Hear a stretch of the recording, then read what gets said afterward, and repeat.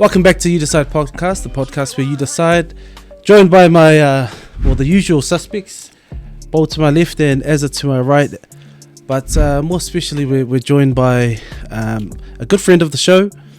He's a guest tonight, but he's more like our older brother. None other than Harry Toleafoa. Ladies and gentlemen, can you put the crowd sounds in the background? We're really fortunate to have you on tonight, also. And we want to kind of get an insight into the mahi that you're doing over there at Mang Law. It was Mang Family Law, eh? Mang Law Centre. And the work that you're doing in the community. So just talk us through your role there, and how did you land there, and what's that journey been like? So before, the start of our law centre, like this is one of the blessings that I have. Is like back in 1986, there were these 2 or 3 lawyers that they ran a one-day clinic out of an officer's or out of the local MP's office, like a one-day clinic for law. Just out to the community, just saying, hey, look, we just run this one-day clinic, and the outpouring was massive. That office was the office of David Longi, the MP for Mangere and the Prime Minister, right? And that prompted those 3 lawyers or so to leave their jobs in the big city without any certainty. Like, they felt a conviction in their heart that the Lord had placed on their heart to go start this law centre. And they didn't, they contacted the town centre manager at the time who was running leases. He goes, I got you, come through. And so one of them tendered their resignation, the other one had already left. And then they go, oh, yep, sweet, we're going to come see you. And then the guy was like, oh, sorry, mate. Sorry, mate. He just goes, sorry, it fell through. And they were like, what? And anyways, they prayed. And then, they prayed that night. And then later on that evening, the centre manager calls back, goes, hey, I really feel I've got real, heart for your cause. I actually got the shop, if you guys don't mind, and it's where the current Domino's is. So that's where, where the parade side is, where the Macca's, there's the Domino's. That was our first law centre. And so they went in, they moved in there. They didn't know how they were going to cover the first month's rent, right? And they put in these applications and stuff, and it basically got to the end of I think it was the first month or so. And they pretty much ran out of money, but they done a prayer, so they done a kakalo, and they done a prayer, and then they prayed and opened their eyes, get a door, knock on the door. This guy goes, oh, I'm from Internal Affairs. I've got this community grant I was supposed to give you guys, but sorry, it got delayed. 20K, you got to remember this was back in 86. Oh, yeah. 20K to tie them over. Real instances of they prayed for, lights, a mechanic or someone to come through. They helped somebody, and then they happen to be a sparky by trade. So it literally is a centre built on, the foundation of prayer and God. And within it is this verse, Proverbs 31, verse 8, and it talks about speaking up for the needy and speaking up for the destitute, and that's your core role. And I'm so glad that I'm able to at least contribute to that vision or to that nice. Kind of that kaupapa. Kaupapa. But sorry, Aaron. Kaupapa is basically so the founding members was this guy called Andrew Beecroft, who's now the High Commissioner, or who's now a High Court judge. He was the former Children's Commissioner. Jonathan Moses, who's Judge Moses, and then Paul Rishworth, who's also this Attorney General of Pitcairn Island, and then Stan Thorburn, all these people that had just listened to their conviction, that the Lord placed a conviction on their heart. They walked out in obedience. The Lord blessed them. They went on to wonderful things. I pretty much stand on their shoulders, actually. And I went and I spoke at a conference, at a judges conference, and they just happened to be there. And the funny thing is, the conference was about how do we connect the courts of communities better. And I prefaced my speech with, there's 2 men in this crowd, that, based on their conviction that the Lord placed on their heart and their obedience, that I'm able to stand here and give you guys my talk. So yeah, that's how the Law Centre came about, and that's how that's where I've worked for the past 5-6 years now. So my role at the Law Centre is I teach legal education. And it's one of the greatest joys that I have is to be able to take laws or rights and you just condense it. It's a skill. It's a hard skill too, because you've got complex legislation or complex laws that you have to condense or you have to simplify that a lay person can understand. The lay person can understand. People like Aaron and I.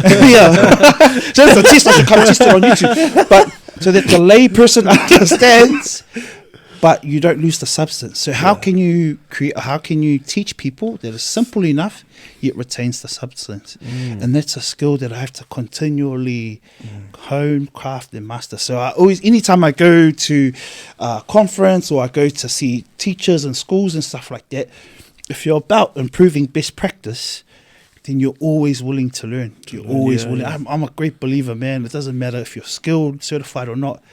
If you got something to offer, I love to learn, and I love to learn in that stuff. So anything that could even be my greatest enemy or adversary, out there, if they do something well that can add to your skill set, for sure, I'll take it from you. But I still beef with you in public. But so I can still acknowledge where there's talent, there's skill, and then So that's my work. So I go to community groups. I've gone to a prison. I go to businesses. It's allowed me to go into different circles. But what underpins it, I can be honest, man. Like, I know God's given me a skill set. God's given me the proper training, the life experiences to be able to use the skill set to teach and empower others. And that's kind of fulfilling what 31:8 says, Proverbs 31:8 says. It's for the needy. It's not just the needy, it's just our people. So, in general way. Because, knowledge is power. I should copyright that. No, but it's true though, Sorry.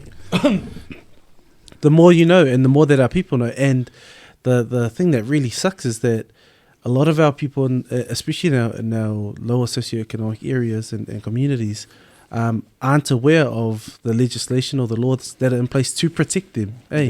And quite often we are taken advantage of. I remember reading that thing about the loan sharks, especially in these communities, just pinching them for everything they got off a small payday loan, And I think that's probably where you guys come in and provide that support for not just the people who are kind of in who are going through it, but providing a bit of mitigation in targeting younger people as well. So you probably do a bit of work in schools as well. We do a bit of work with the local secondary schools as well, and probably shout out to my colleagues at Youth Law. They've got a prescribed kind of focus on young people that they go and target it. And we've also found, especially in our communities where English is a second language, for a lot of our people, we often have to teach the younger ones to relay information. You remember when you're young? Come read this. What does it mean?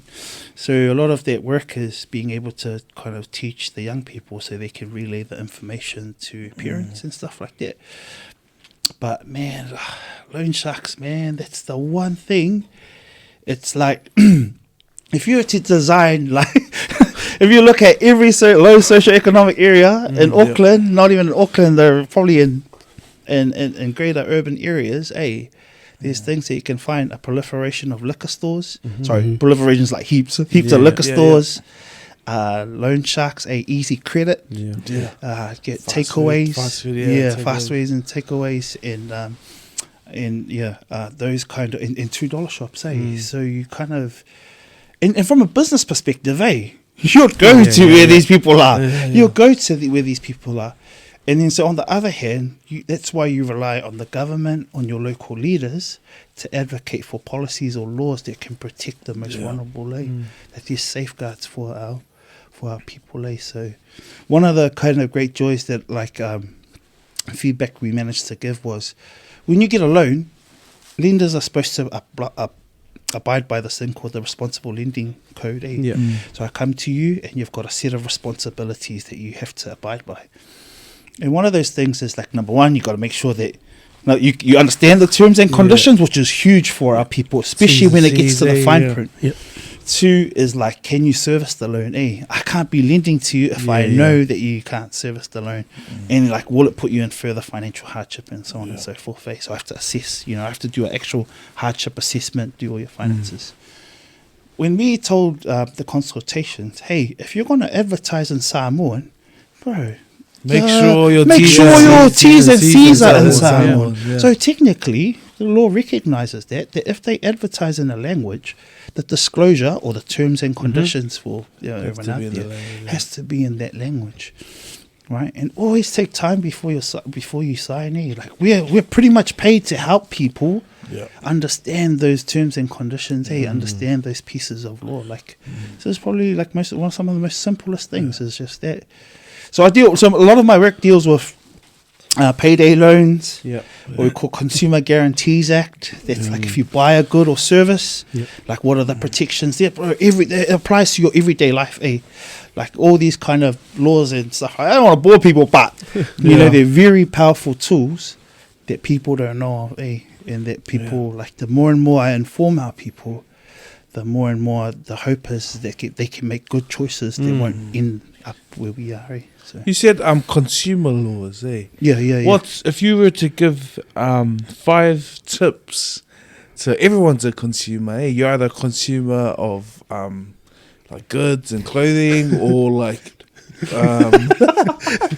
stop your no. But what are the like 5 things you need to know before you in terms of like consumer laws? Yeah, They could probably safeguard you, whether it's a refund or something. Yeah. So first of all, like we'll lay down the ground rules of Consumer Guarantees Act. It's a law that only applies to New Zealand, right? Oh yeah. And you can't. So therefore, like if I buy something from Online. overseas, Yeah. unfortunately, remember it just has to be overseas. Yeah. It doesn't cover me, and it must be for personal use or household, what we call it, personal or domestic use. I can't buy it for my business. I won't be covered by it. Okay, so number 1, when I'm buying something from a store, is it located in New Zealand? All right, so if I buy a good, let's say for example, I buy a phone, right, a brand new phone, that phone breaks, right, under the Consumer Guarantees Act, I can give it back to the supplier, right? I.e., I buy it from Upo, and you must fix it at no cost to me. Is there a time frame between? So it's what's reasonable. Okay, so what's reasonable? So say for example, so let's look at cars, which is the most common example. All right, so I purchase a car, brand new, right? Yeah. And let's say it has a fault within the first 2-3 years. Yeah. Is a reasonable car supposed to break down in the first 2 or 3 years? No. Yeah. So when it comes to a minor fault, you must give the supplier or the person who you bought it from the opportunity to fix it at no cost to you. Okay. So what happens is, so you got to make sure you give them the opportunity. Hey, can you fix it? And if you say no, I say under the Consumer Guarantees Act, you must fix it. And if they still say no, then you can go get it fixed at another supplier and pursue them in the disputes tribunal to get your money back, and then they pay you back. Yeah. So there's 2 things you have to know if you buy a good. If it's a minor defect, give you an opportunity to fix it, and it comes at no cost. If it's a failure of what we call substantial character, like a major failure, like we buy the car and the afi is broken or the motor's gone, then you can ask for a replacement or a refund. Yeah. All right.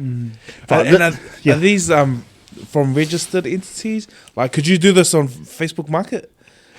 No. So good question. So when it comes to Facebook Market, so the question is that person in the business of selling things? Okay. Because not just a one-off. So this is where it gets a bit tricky. Think about Saturday market. Say I might just do a pop-up where I sell my rip-off Toa Samoa shirts with the worst designs I've ever seen. Some of these, some of them. But I just sell it one-off. Right? Then are they in the business of selling things? Probably not. But if I can establish that you've been there every year or every weekend for the past whole year, then you're technically a business. And then I look at things like, are you selling commercial quantities? Because you got to think about it. If I'm a sneakerhead and I sell heaps of sneakerheads, one could argue, actually, you're in the business of selling shoes. Yeah, shoes, yeah. So if you sell me the shoe and I find it doesn't meet its description or it's faulty or it doesn't meet the guarantees in the act, I can take bro, it. you got to either replace or fix this, or if it's really bad and the sole's fallen off, then you got to replace it or give me a refund.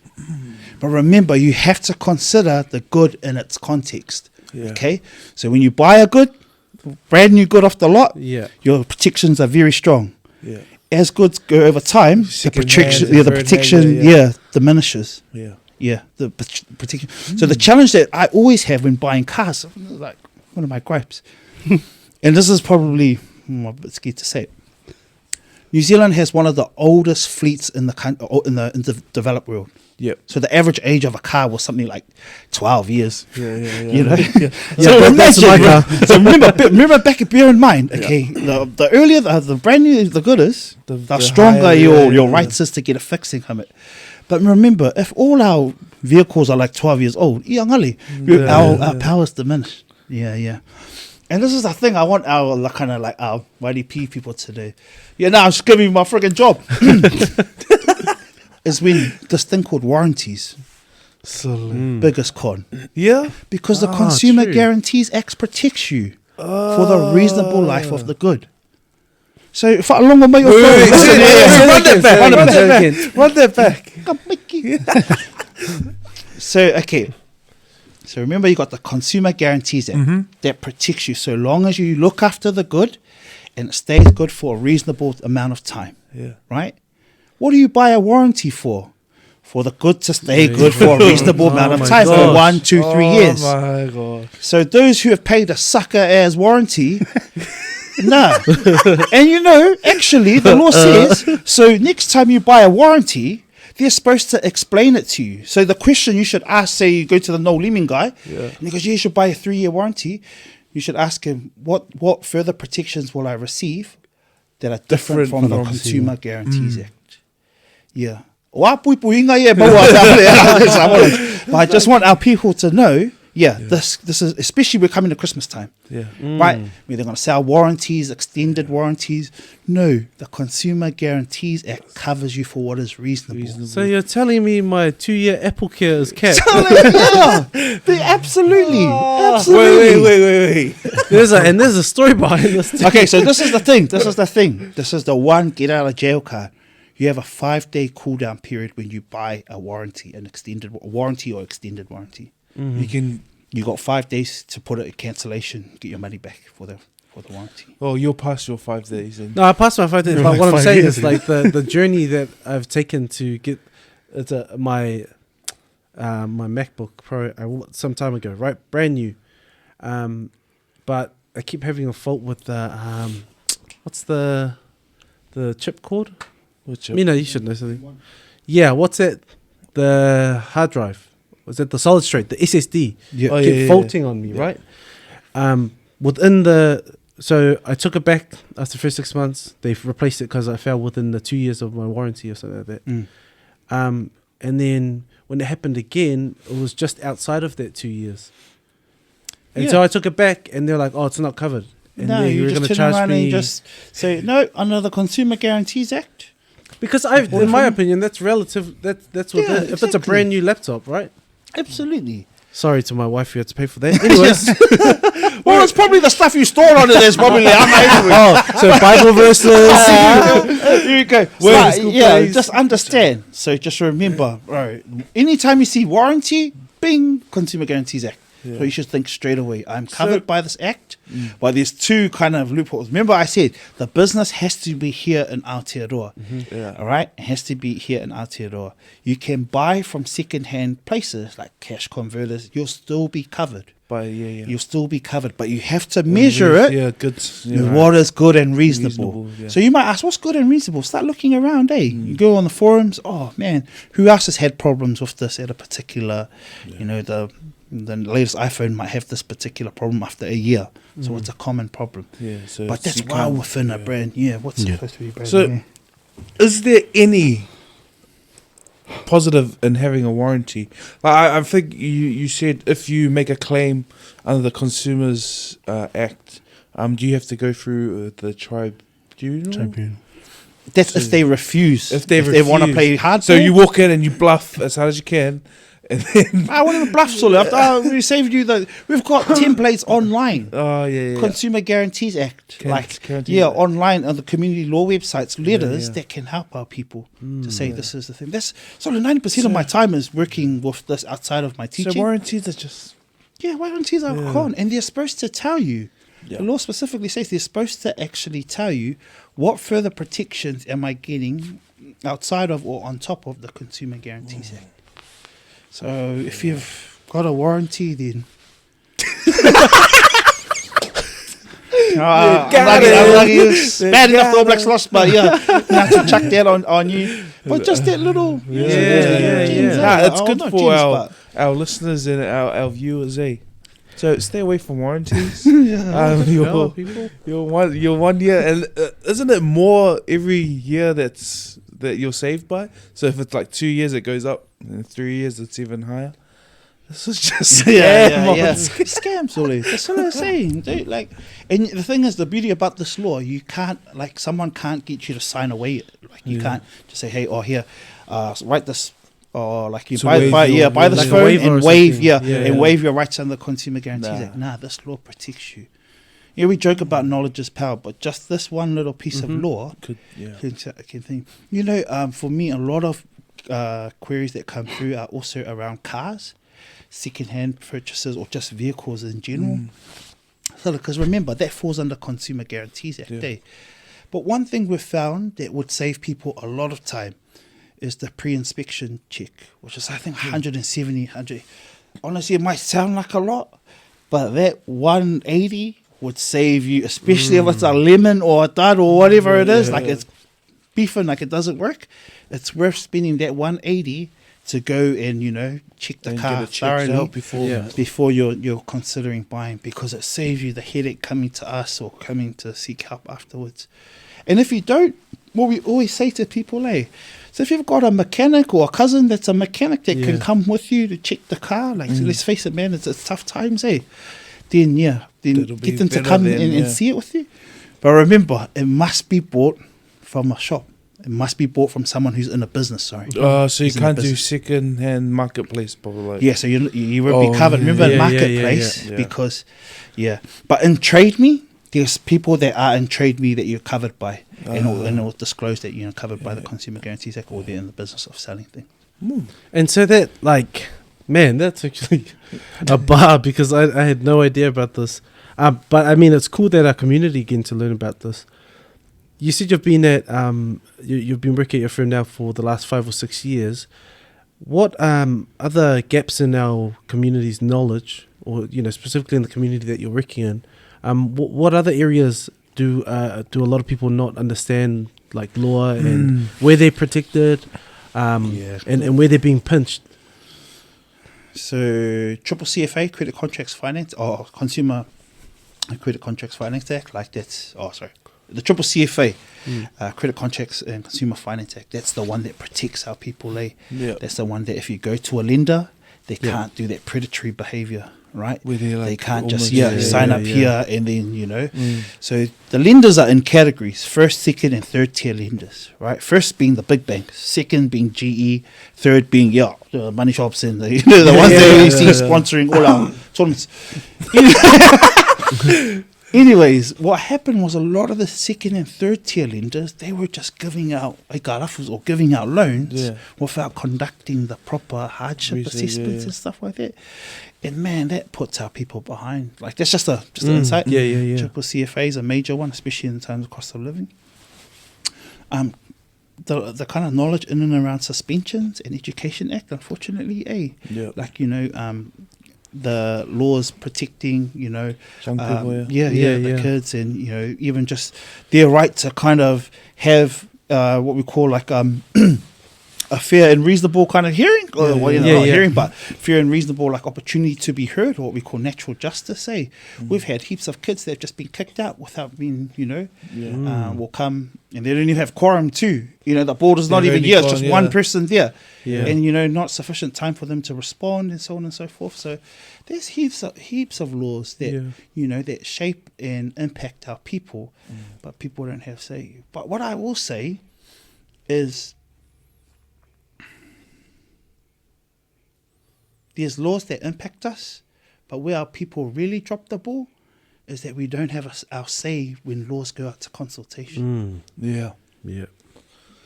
And like, man, you and I, there's only 2 times in life where we pretty much have the same power as somebody, as a rich person or a poor person. The one's in the grave and the other one's at the ballot box. When you vote, It's when you vote. Like your voice is equally important as that. You already get 2 ticks. Yeah. And so does everyone else. Yeah. So does everyone else. So, I mean, that's one of the biggest things is that, like, for example, man, like when Auckland wanted to sell its shares and stuff like that, the airport shares and stuff like that, heaps of people weighed in on it, Yeah. But still, the response from our community, was just, lackluster. But what did it mean? It means that we sold off our shares, and pretty much those shares, right, would have, brought in more money for our future. Because we got to think about our kids, Yeah. But we were selling our cash cow for a cheap, couple of 800 mil to come, going some eka lafus. Yeah. But people just, didn't have their say, But it's hard. This is where I feel for our people, is because you can't eat democracy. That's the honest truth. Yeah. Like, what's voting to putting food on the table? Putting food on the table. Like, I can't even see past the end of the week. Yeah. And that's what I see with my people. I have a responsibility to be that mouthpiece in the position that I am in. The reality is I'm not, and I'm comfortable with that. Like we spoke about the emerging brown middle class. Yeah. We're not. Yeah. And we have to straighten this narrative out, because we're not just all factory workers. We're not just all, that whole The struggle. the whole struggle and narrative. Bro, there's some of us that are carving those spaces now. Yeah. There's some of us emerging in those spaces. And And that still might be the dominant narrative, but there's a slow brown tide rising. Yeah. And we have to be comfortable in claiming their space and comfortable, but knowing that we've got a responsibility to carve spaces for our brothers and sisters who still need come along. to come along. And that's the that we touched on that a little bit last week, Yeah. and that how important is that middle group for us, the middle class, or our Pacific middle class that are coming through, experiencing these new things, and how important it is that they look back and try to take as many of probably their family or just their circle with them. Shout out to Jeff, who bought a house earlier on this week with his family, and That's why he's still here.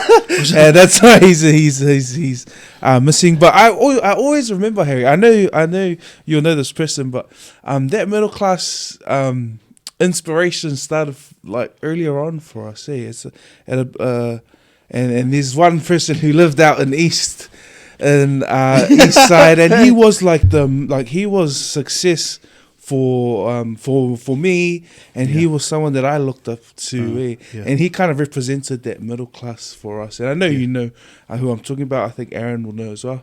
And like for a long time, he was a little bit misunderstood, and we kind of we looked at him and we're like, because he would flex when, when he wanted to. And it's not even a flex, but he would book the 2-day trips to Samoa, and he was probably the only one that could do these things. But later on, just picking his brains and actually talking to him, he worked really hard, and I couldn't have been more proud. He had the migration story, moved over from Samoa, just worked really hard, set himself up, and his family up really well, got a really good job, and just he was the, and I want to ask who was that for you, that middle class trailblazer that kind of inspired you, and kind of pulled you out. For me, that was.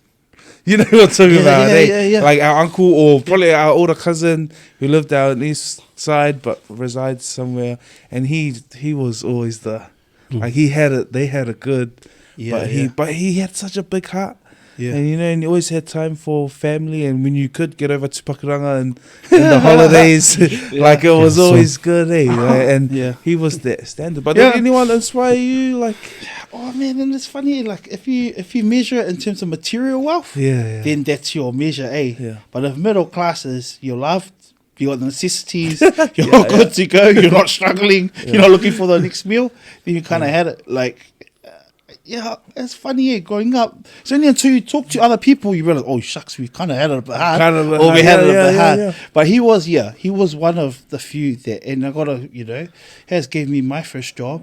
The beauty of it was, he didn't shut that door. He always put on. He gave my older brother a job. He gave heaps of people jobs. Yeah. So long as they were willing to work. And this guy was the real story. Not a he lick of was- English. Yeah. Very smart. Came here, worked hard, and the rest is history. But he was one of those that were kind of trailblazer. Like, I never know what a cordless phone was or intercom until I went to his house. So that's how old we are. But until we went to his house and had the pool and everything, and I lived out east, and I got a real massive respect for him.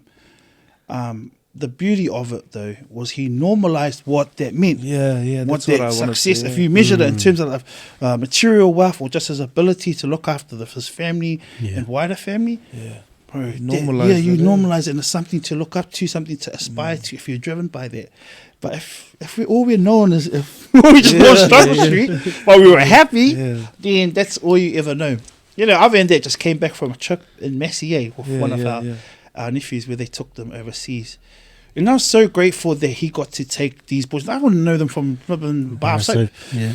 But when you've travelled overseas, when all you've known is West Auckland, and you take these boys and you see the world, right? They can see what they're actually capable of. And I think... there's life outside of Mangere. There's life outside of West Auckland. I was as West Side as they come, but I ended up going out south. I've had the privilege of travelling with my wife and family to visit my sister overseas, seen different countries and stuff like that. And it's been incredibly grateful, but eye-opening. You really cherish what you have back here in New Zealand. But those experiences enrich you.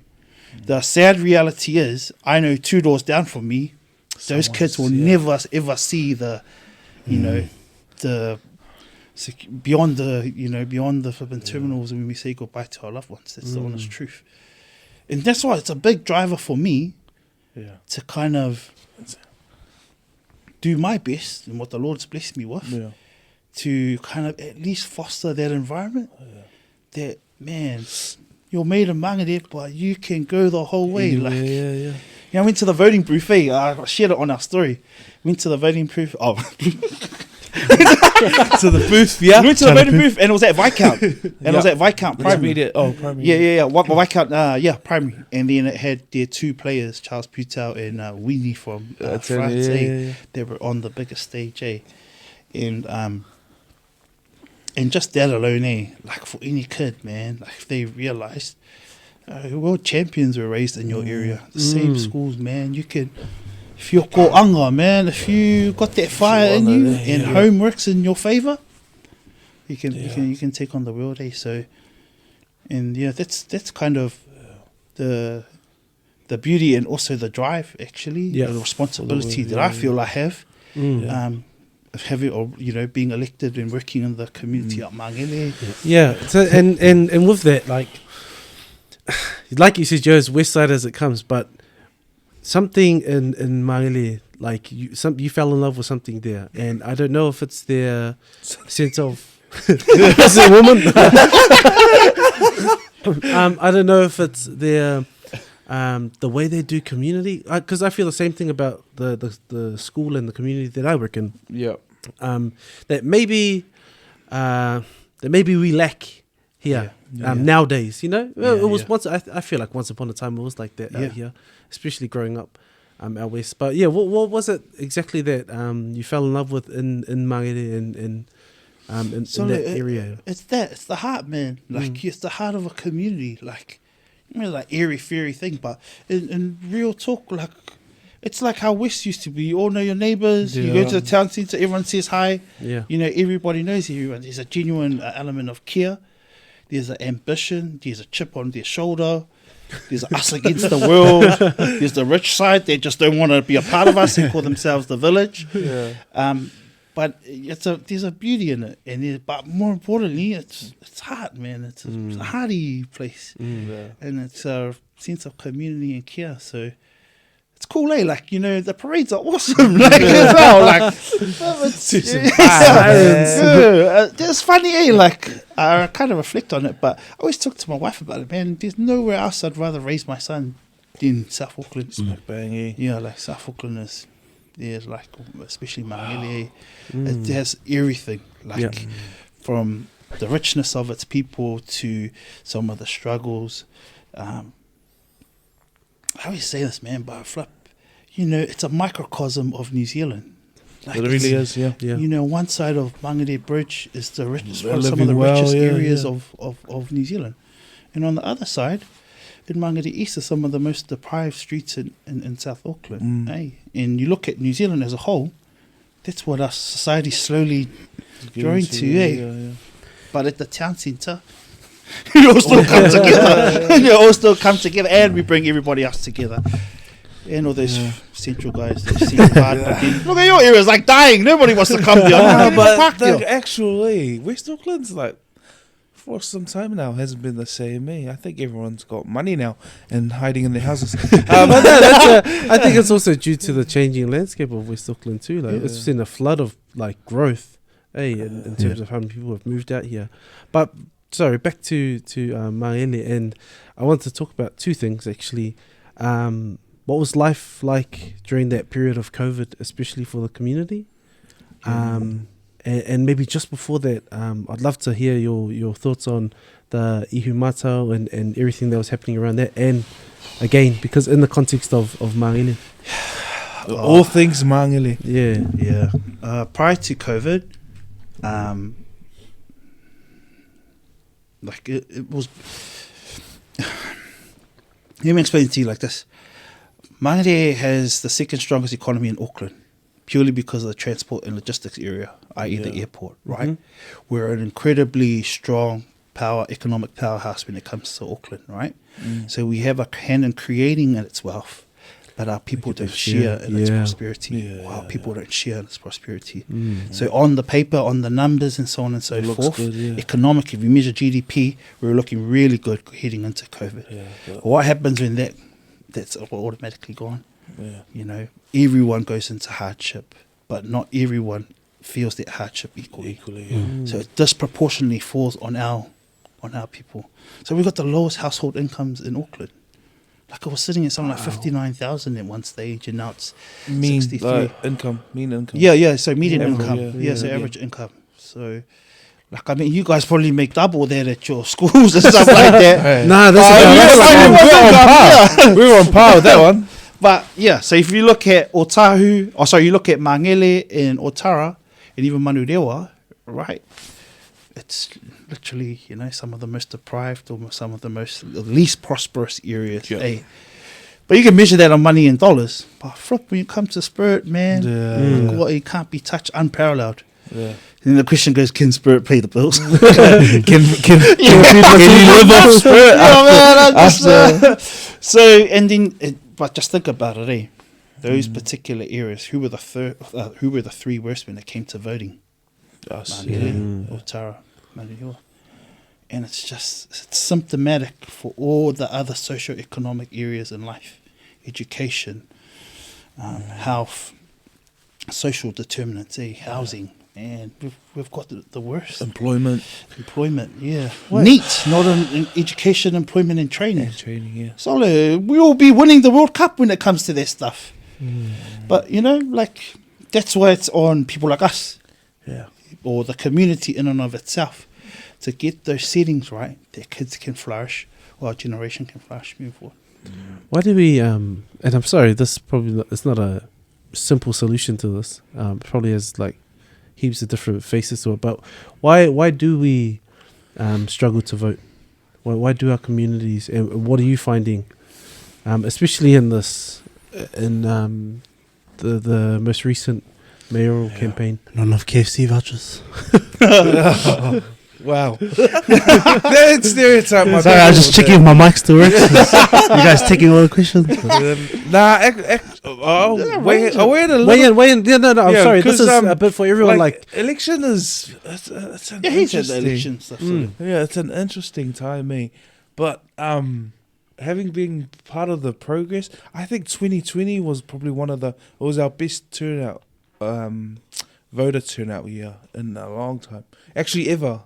Okay, and then to see the numbers for this year in 2023 drop so drastically, it's actually like, yeah, it was quite, it's quite worrying but that's because the engagement side, or when it came to election in 2020 was like like during peak COVID, like the commission was out to get people to vote, and I don't think I can say the same for this year. Hey, and I think the funding was different for. I think they pulled the funding because of post-COVID climate and the government trying to cut its fundings for some of the, and so you didn't really see our community mobilize as they've done in the past. So that could be a factor but in general. Voter turnout, we always have. We've always, it's young people, and then our Pacific and Māori always have the worst stats in voter turnout. And so we've made some waves in 2020, but now we've gone 10 steps back. Well, it's a systemic. If it's a systemic issue, i.e., you got the same population that doesn't vote. There's people that benefit from it. Have a guess who it is. Have a guess, ladies and gentlemen. And you think they're gonna make it easier for you to vote? No, they're not gonna change a thing. It's just like poverty, man. People benefit of poverty, and that's the way that the structure's set up. But if we cared about it, like we can put the funding to electoral commission. The civic education, civics is not compulsory in schools. You don't understand the power of your vote until you become older. Even not to my boys, till we get to mid 21s. No, like late 30s. Eh? Like Aaron voted for the first time this year, and he's been 18. 10 years ago. Same time we got cut. But anyway, but that's it's a range of factors, man. It's a range of factors. But chucking hangover from COVID, chucking cost of living, like that. Those things are serious, man. You can't eat your vote. So so what? But who do the laws and the government? Who does it actually impact the most? It's us. It's us. It's us. But like another, because even in that, on top of all of that is, you got to feel that in those communities they probably feel like they're not even being heard. So it's almost like an attitude of like, well, what the hell's the point anyways? You know what I mean? Yeah, and that's where you need leaders that look like yourselves, or are there that can actually advocate, because you want to normalize. Like I said, you want to see bro, that guy looks like me. Actually, I might give him my vote, but. Don't just vote on affinity basis and think. Read the damn policies, man. Is that not us, to a T? We see the guy or the girl who looks like us, but we don't read what they're about and what they're going to do for us. Are you of the belief that just because they look like me doesn't mean they have my best interest at heart? Absolutely. Absolutely. I've worked with too many cons. And honestly, I can honestly say it, man, sometimes it's ourselves, man, that are the worst. That when someone succeeds, drags them down. Critical, trying to do good stuff, drags them down. Or then rises on a platform, forgets about everybody else, advances their own personal agendas and stuff like that. Your own people sometimes. And it hurts the most because and these are the people that are.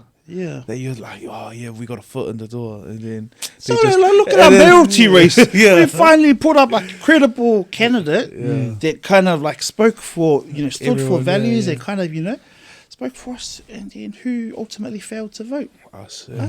Aaron. We'll get to that, because that's but actually, I'll ask you now. I remember Advanced Pacifica. In 2011 or 2012, And I remember walking into, well, you dragged me along, and I remember walking into a room and sitting with some of, like, and Fess was there.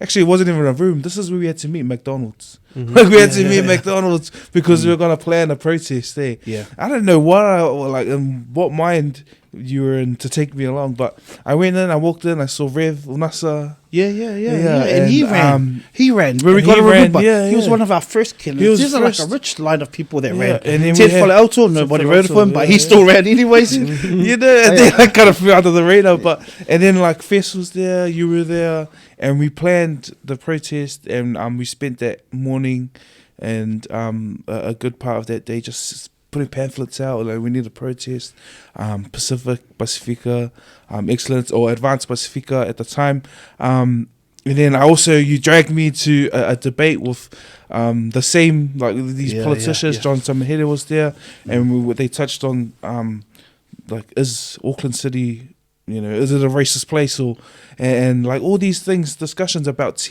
12, 11 years ago. Thinking about then and when we were protesting till now, what progress have we made? Hey? But like bearing in mind that we just talked about some of the issues that we still face. Yeah. Okay, like thinking about that time, like 10, I was year 12. Hey, I was just a kid. Like, Was that the first time or the second time? Sad to Aaron.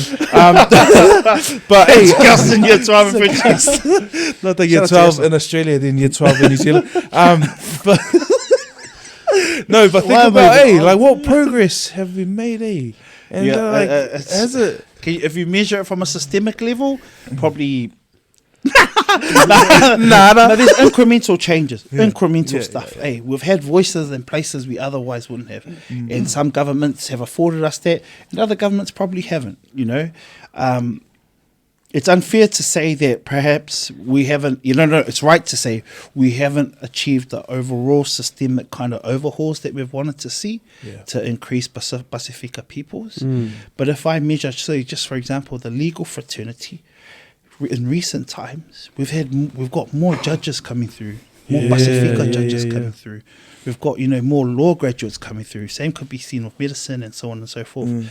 So whilst we might be making inroads in professions and individual levels, which is pretty good, systemically we're not reforming. We're just trying to figure out. We're surviving. We're surviving. basically. We're not. We're literally surviving with 14 men. That's the reality. Honestly, you guys laugh, but that's Pacific people's plight. If it was a game, we're trying to win with 14 players. And guess what? Everybody's stacked against you. Even You the remember it's a refs. TMO? Well, TMO surveillance TMO when is you not- get pulled over. Yeah. The TMO is not thing for you. And then on top of that, it's 14 people who aren't talking to each other. That's it. So and I mentioned this. There's very there's incredible power in a lot of our areas, health, justice, and so on and so forth. Man, some of our cousins are doctors or whatever. IT, we got brothers working IT, film in there. Yeah. Everybody is pretty much doing well in our circles that we their know. But nobody's on talking their to own. each other. On their own, we've become barangis ourselves. We've become so concentrated on our own that we probably lack the cross dialogue or the collective approach or the collective. If we're communal people, then why are our measures like individual? Why are we just succeeding individually but not, Is that how we break the system? Do you think? Is that how we take the system like head on? So, because the funny thing is, we can talk systems all we like. Reality is, none of us are going to break the system. None of us are going to get in the room. None of us are going to do it. You can't eat the system. Yeah. That's one of the greatest conferences I attended. It was this Kettering Foundation conference.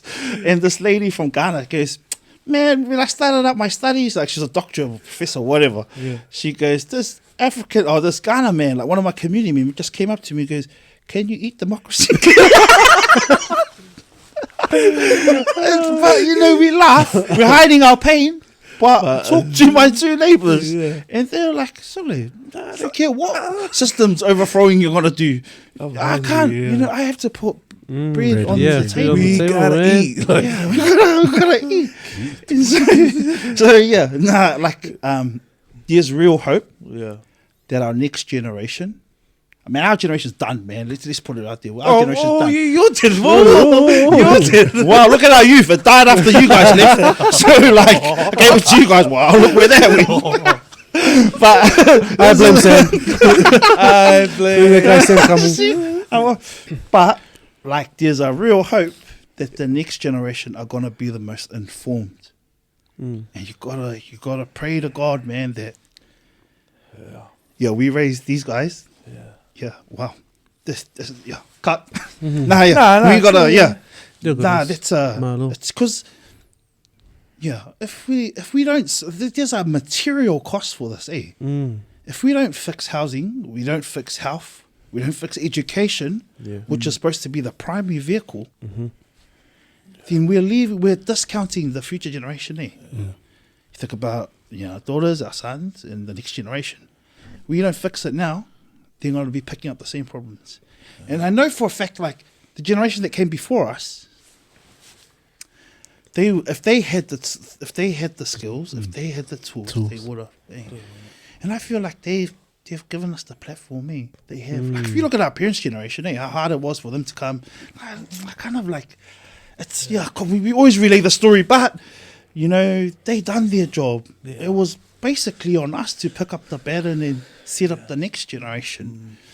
What I'm not seeing is us setting up the next generation. I'm seeing a lot of us setting up ourselves. And that you can't, man. If we don't get it right, then we've ultimately failed as leaders of our families, as leaders of our communities and schools. And you have to think of it in that sense. You go to school every day, you go to work. What can I do to impact these kind of lives and stuff like that? But I think if everyone has that team mentality, I got to play my role. Then, and that's what it comes down to, because a lot of the time, like, we are trying to like fulfill our ambitions, and we're trying to make it in the world. So it's, But man, this is the thing. What I say, like, I'm happy about the podcast there. Like, there comes a time when the jokes have to stop. And every time I scroll and I see our people, like, a lot of it's just humor content. But at what point in time do we draw the line and go, frick, our neighborhoods are a mess, or our communities really need help? Like, there's like a market for it to be funny. There's a market for it, and our people are incredibly talented. But at what age do we slowly mature to turn around and say, nah, this is my community, and I have a hand equally as powerful as anybody else to shape its future moving forward?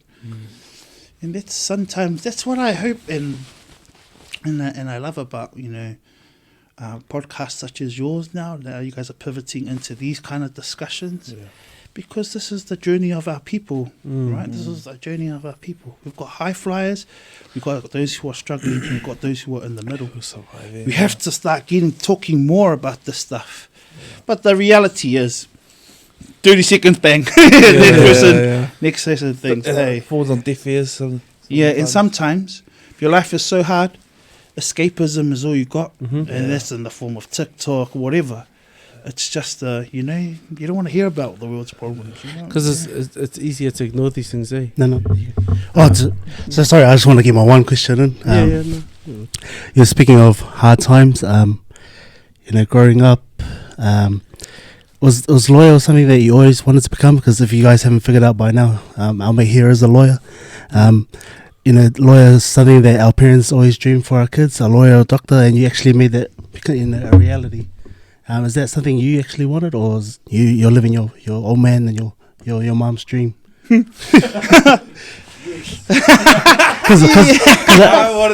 I don't actually know the story of why you went down the road of being a lawyer. I was going to get flipped. I don't want to talk about migration and all these stories, or because I feel like it's covered enough by we share so many stories that are true, but like are similar. Sorry, but to Aaron's question, I don't know exactly. All I remember was I thought it was a good way into the career that I wanted to go. Like, it was a good way to kind of get skills and stuff like that. And I'm comfortable in that space now, where if people say, oh yeah, law, yeah, and stuff like that. But the thing is like, our society, especially Samoan society, hey, we accord, reverence or, to positions like doctors, lawyers, and so on and so forth. And that's all right. Yeah, I've come to peace with it, because you realize your success is not your own. It's all those people that help you along the way. Calling So the honest answer, I can't recall if it was actually my dad or even a personal drive. I'm mature enough to kind of admit it now. To acquire the skills that a law degree will give you to pursue the doors or the career in which I do now. And to be clear, like, so anyone can get a law degree, but you have to get a practicing certificate to become an actual practicing lawyer. So I done the bar exam, and you guys were all there, you got to admit it. But I don't practice because my joy was, my honest goal was to work in a community law centre. I'm living my dream. Never worked a day in my life because I do what I love and I do what I feel like I've been called to. And I'm not ashamed to say that other opportunities, well-paying opportunities, have come my way. But I knew where the Lord called me. I knew exactly where the Lord called me. Nice. And I think I'm grateful that I have a wife that supports my calling. And I'm grateful she can finance it. She can finance it because it really... I always thought your dream was to be Harvey's arch nemesis. So that's just myths. It's just what you look at. But that's... I just know where my calling is, and I encourage, man. Bro, God has a calling on your life, and sometimes you'll watch others in careers that you would have thought you should excel at, surpass you and so on and so forth. But hold the course, man. Hold the course. I had heaps of opportunities that I thought I should have got the job. Ngale didn't even get shortlisted. And I know that if those doors had opened, you wouldn't be where you are. I wouldn't be where I am. And your calling was to get me out of a legal jam at my old job. Remember? Legally, help me get Were you case at work. We won't go into that. Were you legally blind? when you took on the that's not good. And nice, Hess. No, that's above, right? And listen, like, you're talking about like these actually like huge issues that our communities are facing. I just want to draw attention to a post because I was stalking your Insta the other night. A post that you put up, and something that hit quite close to home for me too. And you shared a quote by our now Prime Minister, or soon to be, Christopher Luxon, where he was talking about, to sum it up, I can't remember it quote for quote, but he was talking about congregating in the garage. Congregating in the garage in South Auckland. The very next story was exactly that. You and your boys in the garage.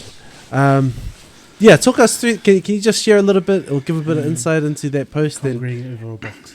A bit of your attitude around that, and like I asked this because this is the new lead. This is the new leader of New Zealand. Yeah. And if he's saying that, like, I mean, what do we have in store for us for the next few years? Yeah. And that's unfortunately the stereotype of, that's how Auckland perceive us, to be honest, a lot of our Southsiders is those who just contemplating whether to join the gang life and just drinking up in garages, and stuff like that, And, it's not, the sad thing is, it's not a perspective that's just to him.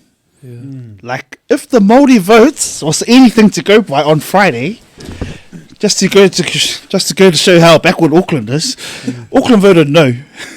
Wellington voted yes to allowing Māori representation and Māori kind of things.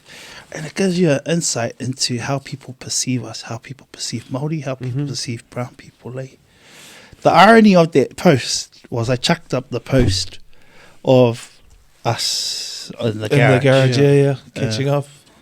And like, you look at the people that were in there, people that excelled in their fields internationally, lawyer, comms. You know, the garage is a place of innovation, man. The garage is where a lot of these like innovations happen, man. Like the garage is there. Sorry, this is a garage. This is a garage. Solid. I tell you, man, the garage is an incubator of dreams, man. Like that. That's where ideas are conceptualized. Like that's where people think of great ideas. So why can't Steve Jobs congregate in a garage and start up all these things, or Bill Gates in his garage, and not us, eh? Or why do we look down on because we all have a drink and you think that all our lives are going to join the KCs or I better not say that, but join gangs when we're equally as competent as people in in their world. It's such a I feel when our people do well, it's like we've clocked the game. Yeah. You stack the deck against us so badly that we beat you at your own game using your own rules. 14 men against us, Yep. and yet we succeed. That's why I'm like, man, any one of us that makes it, we have to get in behind them. We have to support them. They're really like, we have to actually celebrate our successes, eh? And that should be the dominant narrative instead of the same. We've got an obligation to be the mouthpiece of it, but that our narrative is changing. And I'm saying we have to own it.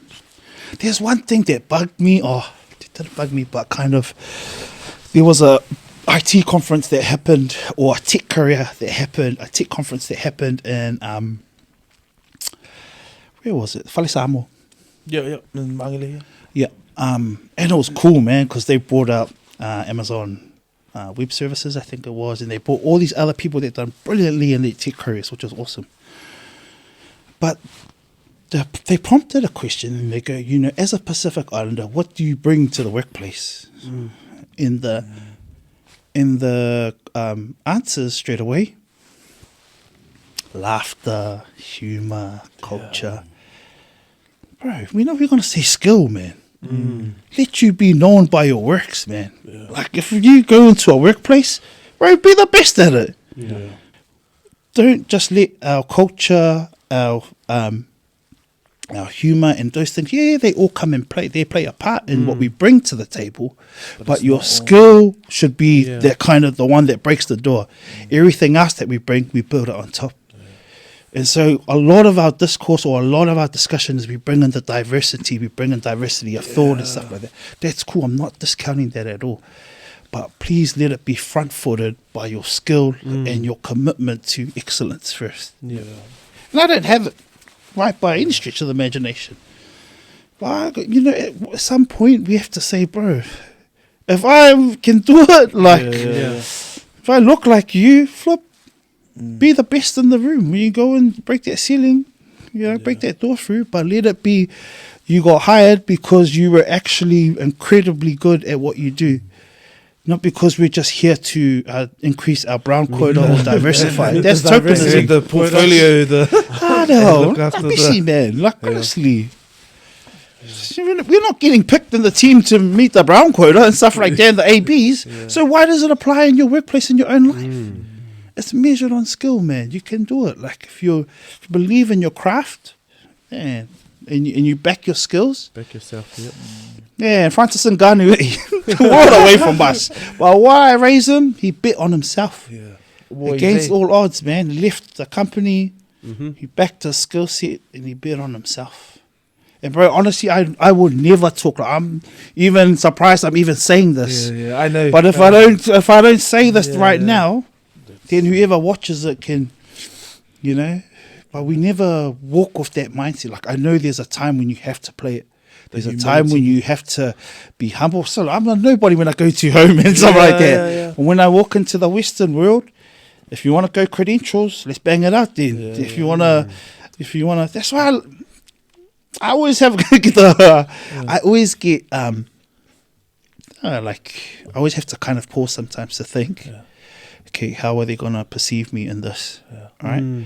And my wife always reminds me, you're an elected member now. Yeah. You go dressing, looking like someone. But sometimes I'm just like, nah, I'm gonna go like this.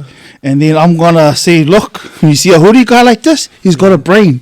And the hoodie guy's got a brain and like flipping got more credentials than you. But I would never say that. I'll demonstrate it by, by the way we speak, by the way we act, and by what we effectively achieve. That's actually very powerful, because a lot of, or most of the time, that's probably what stops our people, Like, we're in these spaces, and I'm not gonna lie, like, some of us kill it, eh? Like, I've been in Chris's class, probably top 10.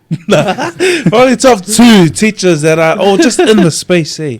And like, I will vouch for him, and there's so many other teachers, and like, just in their profession, I know these guys, like, best teachers in the school, easy. Like, without a doubt, we're not in the positions that say that we are, but that's how. And a lot of the time we'll be held back by, man, we stay in our lane, or we want to play the game.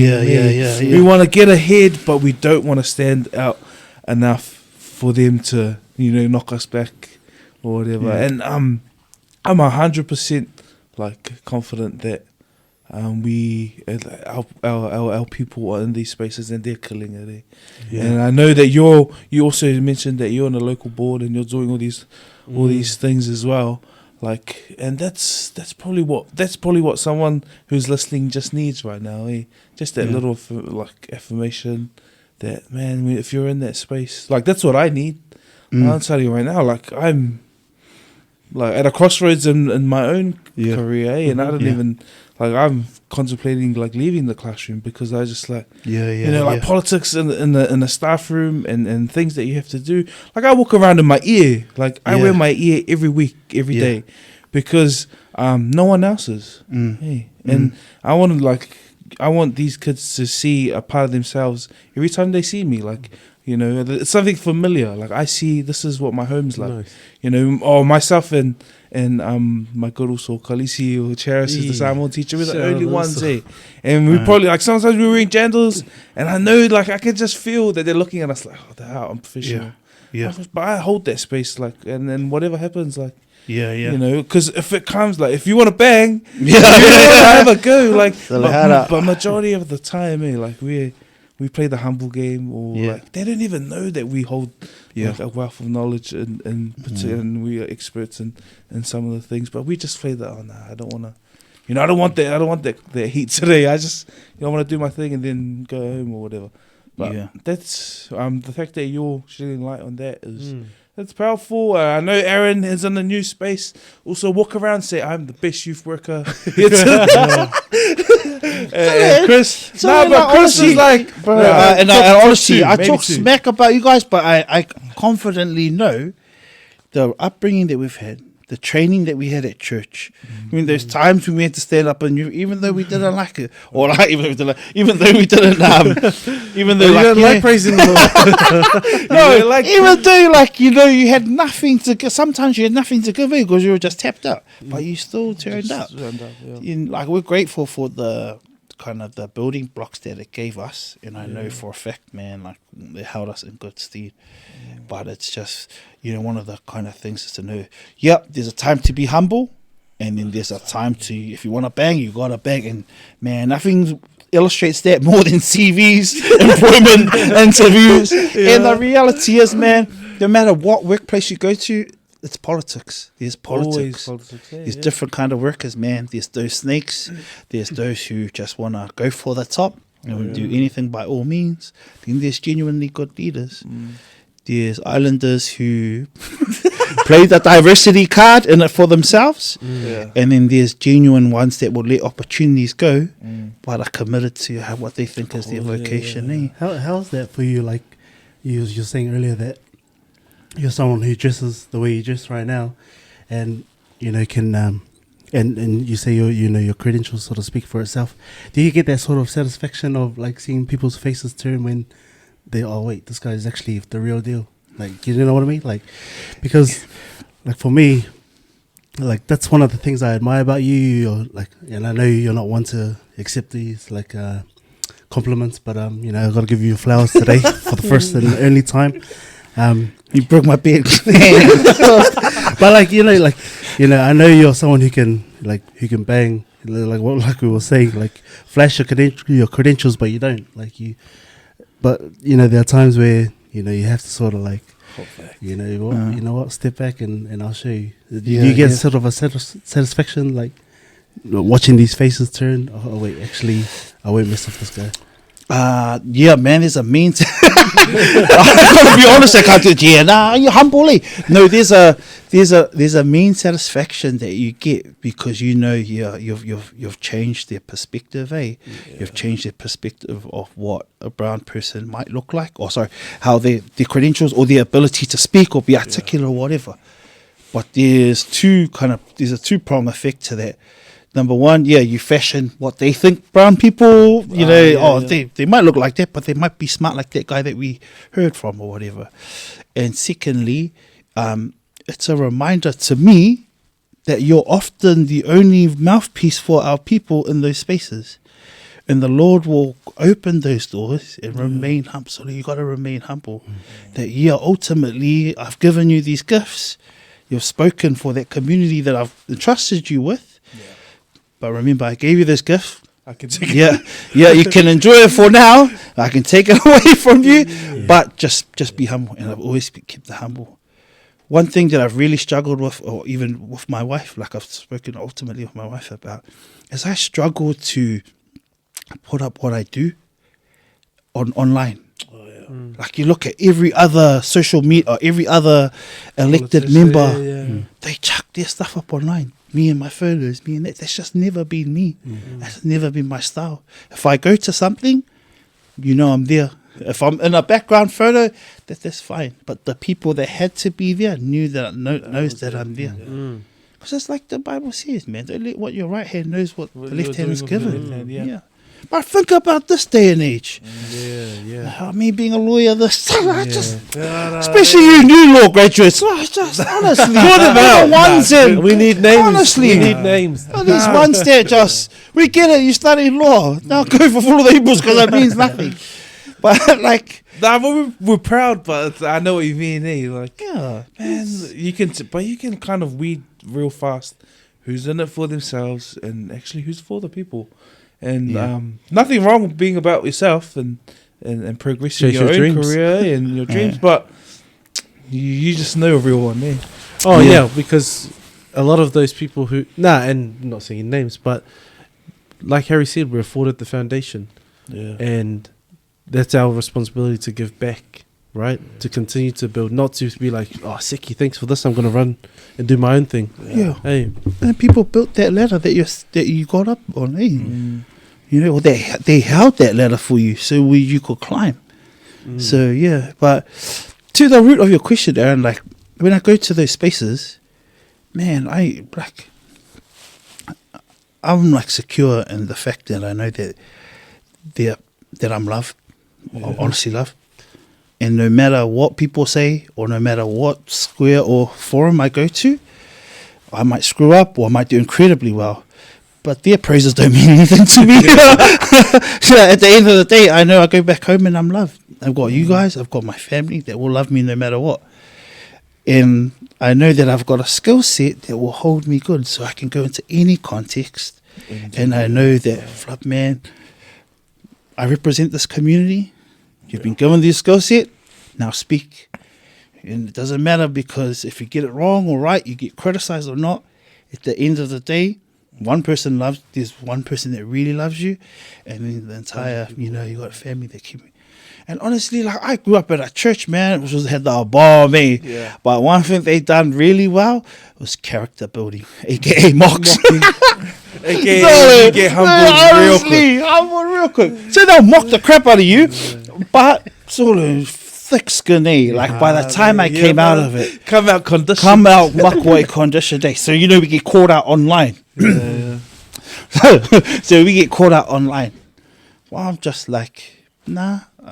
Bro, I've had worse in my life. And try mocks me from your own, man. You're crying on the way home. Those ones. Like, I've been embarrassed. Still the same stories 30 years on in the same garage. And that's what holds us true. So incredibly grateful in that space. Character building. But I just want to encourage you guys, man. Like, whatever field you go in, man, if you're secure as a person, you know what your foundation is. And for many of us, it's the Lord. I'm not even going to make excuse to say it's the Lord for heaps of us. Oh, yeah. We're not even perfect, man. I'm the first guy to put my hand up. But if you know God loves you and you got your family that loves you and you're actually good at what you do, or you've taken the time and preparation, you can set foot in any circle. Right? I've never, there's been circles where I've gone into and I'm not scared. Like people say, oh, you stand in front of crowds and stuff like that. But I'm not scared because ultimately I know I'm loved.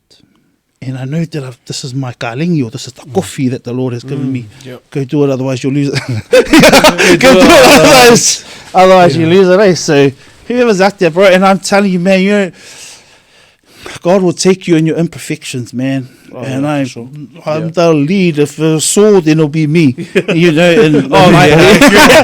but you guys ain't on me. That's a compliment to you. So you guys are tier 1, and I'm like playing with Kazakhstan and tier 3. But honestly, bro, whatever your imperfections are, you submit it to Christ, and there's that calling in your life. So Nice. But always remember who called you there. Have you seen that? Don't worship the calling, or don't worship your calling. Worship who called you, the one who called you.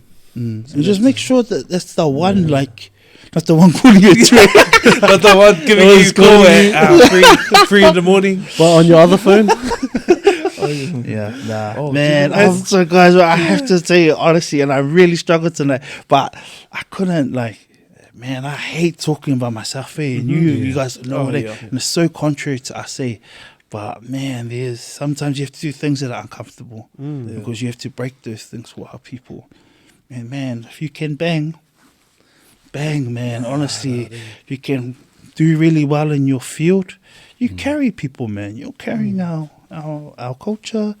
You're doing it for your family. So yeah, just the other thing I wanted to cover here. Sorry, we kind of brushed over it, but was obviously in your community, you talked a little bit about COVID, but actually pre-COVID, the talk of the town was Ihumata and everything that was happening over there. What was that community response like? What was that like for you as a member of the community, firstly, and seeing that all kind of unfold, especially in front of the whole country? Yeah, that was real interesting time, not only for Mangere, but Aotearoa as a whole. But as I got to know the dispute a bit more and more, it just informed me a bit better. And one thing I will say, I won't comment on it, because I don't know the full extent of the dispute and who rightly owns the place. I'll just put it at that. Because, this is probably word for everybody online. It's funny, there's a YouTube video which says just pause. Because every piece of media you see, there's like a potential agenda or viewpoint in which it's crafted. Not here at YDP though. So and this is very important, and I'm glad you raised Ihumata, not because I'll speak on it, but the reality is there's a lot of stuff that people don't know about Ihumata, because there's other iwi involved in it, and other iwi have different versions of claims and stuff like that. There was a dominant narrative that came into mainstream, right? And some of it was true, some of it might not have been true. I don't know exactly what it is. Was it, you stand with things in principle, right? You stand with, land being returned and so on and so forth. But I just kind of encourage you, man, be informed. Be informed, and don't take everything for what its face value is. I see a lot of people going on about the conflict of Palestine in Israel, and have no idea what happened. And this is also I was contemplating, do I touch on this tonight? What I will say is, be informed.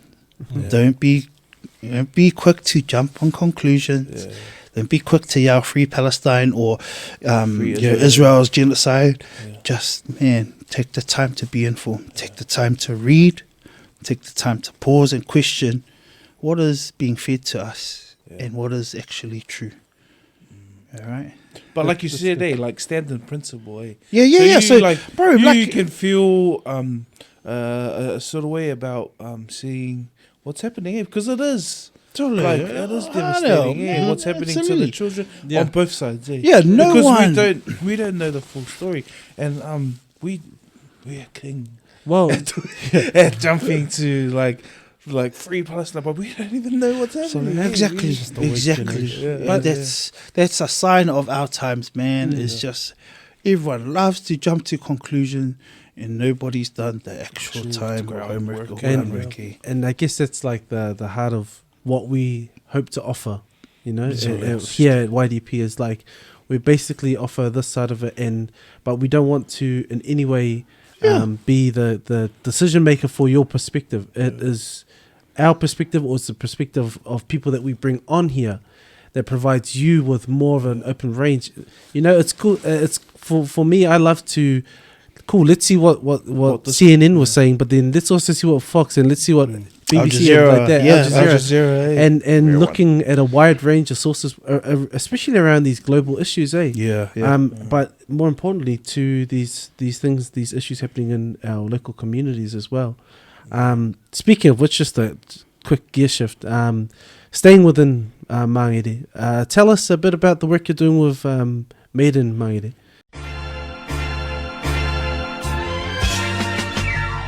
In the world of elections, your vote is like money in your pockets. So when Aotearoa head to the polls, you're effectively handed $2. $1 to spend on your local member of parliament, someone who you believe will best reflect our community down in Wellington. And if you live in Mangere, any one of the following candidates. The other $1 is spent for the political party that you best believe reflects your values and your visions for Aotearoa. Yeah, Mangere hasn't even started. It just made Or the dream. Tell us about the dream. Or the vision. Because I remember when we spoke about Garage, and then you and I had that meeting about Made in Mangere, and we didn't get the text. And then we saw the videos coming out. But and then talk about your media. You said you weren't. You weren't the one to post and stuff. Yeah. And now you've started Made in Mangere. Man, like, it got to a point where I had to deal with this insecurity of going online. And I was like, man, like, it was funny. The last election, I posted nothing. Yeah. I absolutely did post nothing. When you check my face, I posted nothing. And Do you think you're automatic? You think you're like the guy? well, numbers don't lie. But But no, to be honest, so like, this is another thing, man. If you're gonna go to war, know who you're gonna, study whatever you're going into. When I went into this election, I knew that the Alofa, the ones of the keyboard warriors, were the ones that were never gonna vote. So you didn't entertain. So why? So if they're not gonna vote, why jump online and chuck up stuff on Facebook? My voters are the ones doing Zumba and that. Bro, I jump in to do Zumba. Like, because I know that they're the ones that don't do votes. Your church visits, it's the silent majority. They're the ones who hold power. And they're generally our conservative. It's funny, it's generally our mums and dads. They're the ones who are called anga to vote. So it had to be calculated in terms of, okay, I know where my voting, who actually votes, and this is where I'm going to, connect my energy and stuff like that. So then that's kind of how it worked out in the end. But you had to be confident that you had a body of work that people were like, oh, I saw him here and I saw him there. Yeah. And so some of the insecurity that was starting to develop towards the election time, towards the polling, was like, frick, I don't know if I've put up anything online or... I just had to trust that. If you're confident in your work, let your work speak. Yeah. Let your works talk in... Like HRPP. Your work speak, man, louder than any words. But Made in Mangere, shout out to Sammy, shout out to Beans, everybody's and like our 3-man team. It started off as kind of it ultimately is a social commentary. It's our take on the world, and it's providing these evidence-based pieces for our community to think. My heart is honestly for our community to be informed. Yeah. Like, what you do with that information, up to you. Pule out, oi. But I've discharged my responsibility as teaching you guys, you know, with the skill set that Sam provides, with the, you know, the oversight that Lena provides, that we're able to put together these pieces. Yeah. That not only provides kind of a little bit of light humor, but provides substance that you're able to kind of think and go, oh, shucks, this is the way that things are, and this is how I can possibly change it. So that's made in Mangere. It's our kind of take on the world, but it's Things our, that matter. yeah, but it's a chance for us to kind of empower the community through thought pieces, or what we just call social commentary. And that's something that I love and I won't shy away from. That's something, okay, I'll happily get in front of a camera. It's because I want to paint a picture of, hey, this is what you might have been feeling all along, but you could never articulate it. So when that unconscious bias piece came out, it resonated with quite a few people because we've all felt it, but we could never articulate it or describe it. Yeah. So this is kind of our effort to just say, man, our way of putting our talents together, shining a light on issues that impact our community, and hopefully you're empowered by it. What you do with that information, it's up to you. The hope is that we have a better informed or a better educated Mangele for it. That's why I really appreciated, your videos, because for someone like me, you pretty much dumbed it down. You know, for someone who doesn't really understand or not really into that sort of, field of work that you do. But I really appreciate those videos because I got to understand it. Thanks, Ezra. No, we appreciate if I can understand, Well, no, you're right. No, but Aaron has a point here because yes, it's made in Mangere, but actually what they're talking about is applicable in all of the areas that you live in, right? In all of the neighborhoods and the suburbs that we exist in and we've grown up in, except for Mina, he lives in town. But what Made in Mangere is talking about here is applicable to all of us and relevant to us, and that knowledge is like, I mean, we've been saying it all, but it is power, and this is I think a positive step. For you, Haz, as far as the work that you're doing and that you've been doing in your community, really shifting that narrative, and provided it's on next to a lot of other work that's happening in the community, and you're also involved in the whono and public health. So I love those spaces, There's heaps of that stuff that's happening.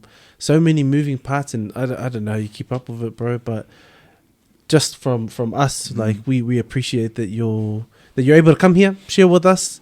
Very lighthearted, these are the thing is these are some very serious topics and can be quite heavy. But the fact that you've been able to come in and remove maybe the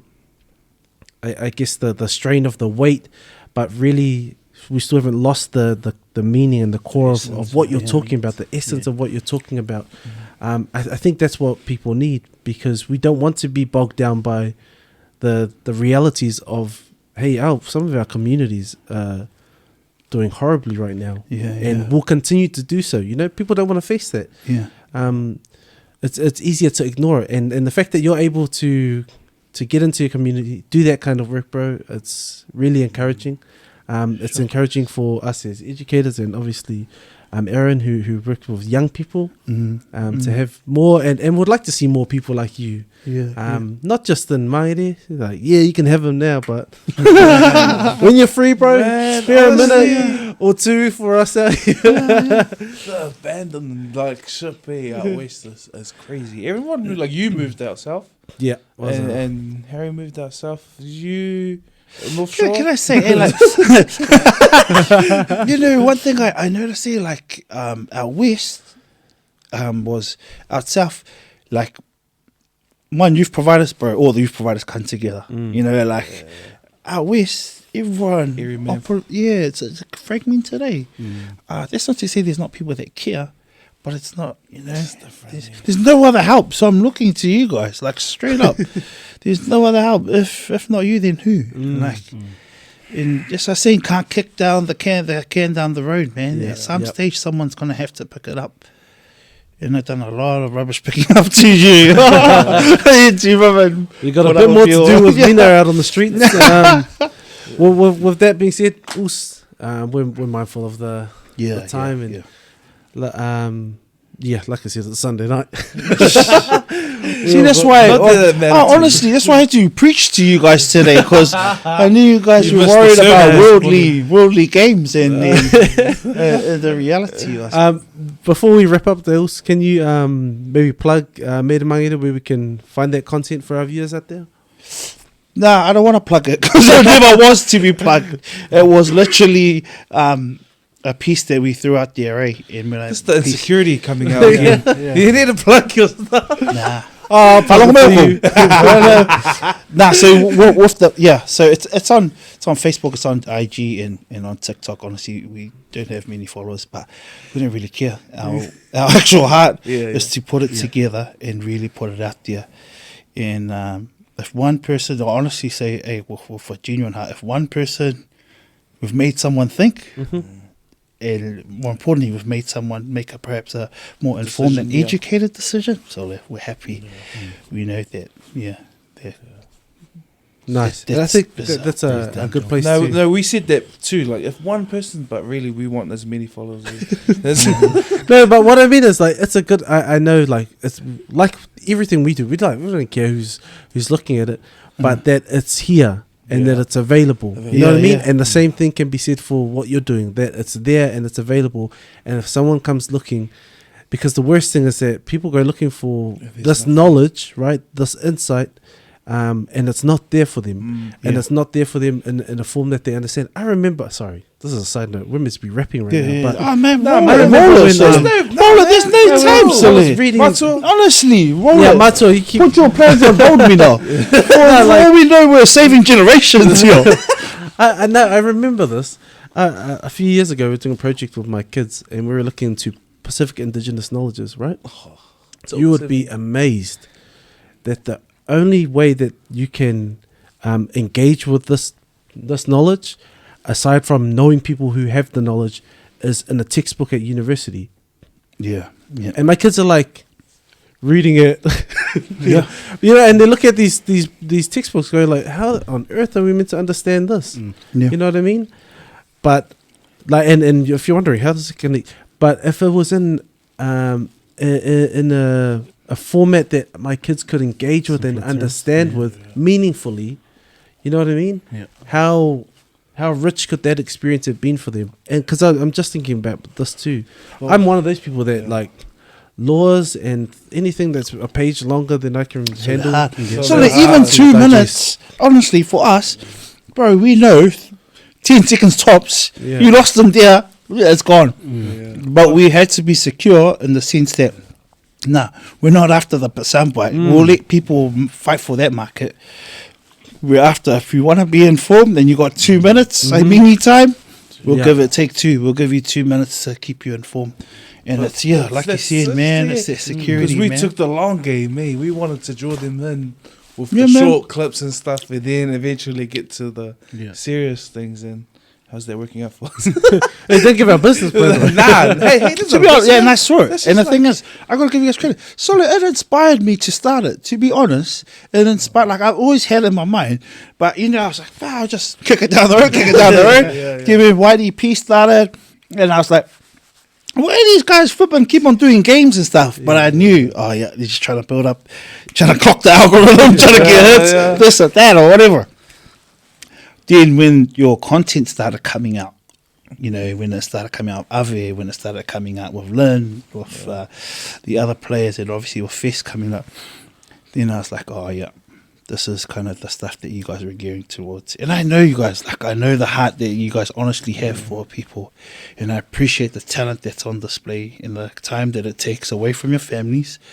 All in the hope that someone is able to take away something. Or they're more enriched. And, bro, people might not even be, might be our partners just watching this from this point on. But the reality is, what I've appreciated is the genuineness, the different levels of knowledge, different expertise that you guys have brought through, and the vulnerableness that as a showing, Jeff, yourselves, to bring that into a platform like this. It makes me very proud. And it's not right for me to go for your flowers and take it back with me, because I was very very hard on you. So, not very hard, but there's a reason why, Bo, we took you to those things. There's a reason why we started those little home groups and we had you guys in Sunday school. And this is a manifestation of our ministry. And ministry doesn't need to be on a platform, guys. It doesn't need to be, on a pulpit. Your very line of work is where you can walk and offer yourselves as living sacrifice, as it says in Romans. Yeah, see, the last thing that I remember. I was going Romans. That's the book in the Bible. That's good, Hess. That's good. That's good. It speaks to, honestly, and we've talked about this hard out. For us as your younger brothers, like, a big issue for us that we're facing in our communities for our young males is the lack of solid male role models in their lives and present in their lives to be that example for them. And again, part of our heart here is that we're able to allow this space to be a place where those men can come, those men can listen and hear perspective. Those men can be motivated to be that man of the house, be the man in the community, and the men that our young boys really need in a really vital time. Man. And we've seen the damage that's happening in our communities. We've seen the damage that it's doing to our young boys, and ultimately how that's impacting our families and the wider community. So just gotcha, thanks, man. Zeus. And I know we're on a wrapping up tone, but man, there's some serious issues facing many, that if our households don't address it, or our churches don't address it, then you're left at the whim of the internet. And it's the last place, the last teacher you want to leave our vulnerable men on the internet. It's just not a good combo. And that screams of our desperation to be heard, to be spoken to be loved, to be appreciated, and to be valued in society. And there's been serious threats to that in recent times. Our masculinity is just like, when was that ever your top discussion on your threads and on your timeline? And then on the opposite side of things, like our mental health, and then that whole relationship that we had with our parents, and what is mental health in Samoan? There is no mental health. We don't believe in mental health, and there's a whole lot of things that need to be taken into account. And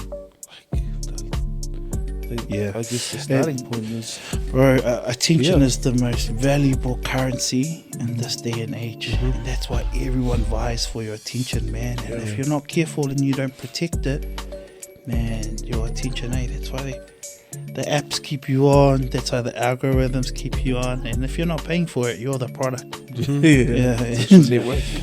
So that's ultimately the challenges. And obviously there's issues that hopefully other guests can pick up on, and like I said, we might not have achieved the systemic change, but we've got actors slowly prodding away. And now, whether it's Azza with his young men impacting those lives, or Chris or you two in the classroom, Sammy and Matsua, behind the boards, working in other places. But sometimes just need to look up sometimes and look out and go, hey, we're all in different fields, but we're all running a race to carry the banner for our people. So on that note, wherever you're called, man, just take time to master your craft, be whamaongi in your calling, and wherever you're called, and walk in with confidence, knowing that, hey man, you might not get it right, but the people that love you, that at the end of the day, your value and you're untouchable in those spaces, because ultimately,